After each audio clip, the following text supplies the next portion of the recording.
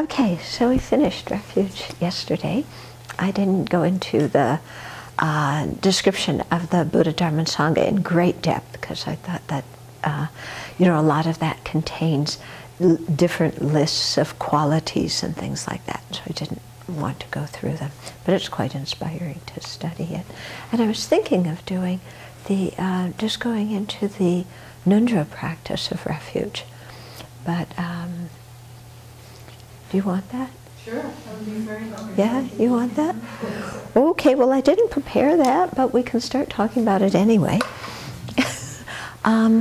Because of the various Ngondro practices. One is taking refuge, and it's a very wonderful practice, because the Ngondro are preliminary practices, which are preliminary for a tantric retreat, are practices to create merit and purify negativities, and so refuge is one of those.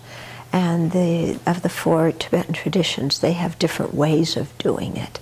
But the particular way that we do it is as a separate practice, not done in conjunction with prostrations or something else, but as a separate practice, and reciting, I take refuge in the Guru, I take refuge in the Buddha, I take refuge in the Dharma, I take refuge in the Sangha, 100,000 times, plus 10% and 10% of 10%. Okay, but the point is not the counting, the point is the actual feeling of taking refuge in the Guru, Buddha, Dharma, and Sangha. So it's quite a lovely practice. I can start tomorrow talking about the visualization that you do, and then also the way you use the visualization, because you think of negativities created in reference to the Guru, Buddha, Dharma, and Sangha, and purify those in specific, and also their particular qualities, and imagine those qualities coming into you.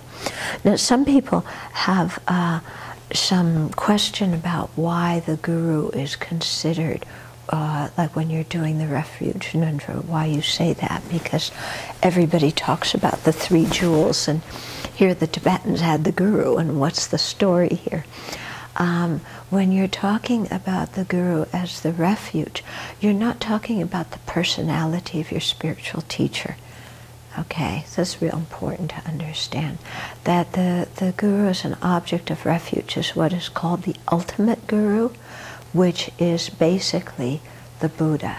Okay, so it comes down to the omniscient mind of all of the Buddhas that manifests in all these different forms. And so that's what's meant by the ultimate Guru, and that's the Guru that we take refuge in. Okay, so it's not the personality of the teacher, and but rather we see the teacher in tantric practice. I'm not talking about sutra practice, but in tantric practice as a manifestation, as actually the Guru there, in the paramita practice as the manifestation of the Buddha. But still, it doesn't involve getting attached to the teacher's personality and the teacher as a human being. Okay, it's very much seeing the teacher as a manifestation there to guide us. And the reason for this is that it helps our mind to take the advice more seriously.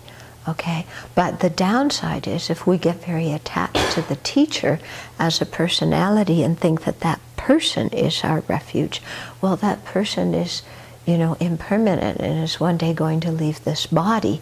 And then, if we're very attached in that way, then at that point it's like our refuge is lost, and we get really kind of like this, so we don't know where to turn.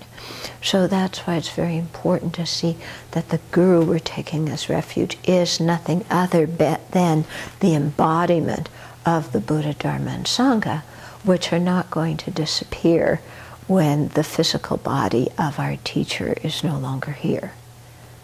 Okay? And I say this because I've seen many people kind of, when their teacher dies, they're going, what do I do now? Yeah? Whereas if I've really thought about this deeply. Well, it's not the teacher, it's the person, it's the Dharma that you've learned. Okay, and it's the teacher's qualities that act as a model for what you want to become. So when your teacher is not there physically, you know, the Dharma that they taught you is certainly there.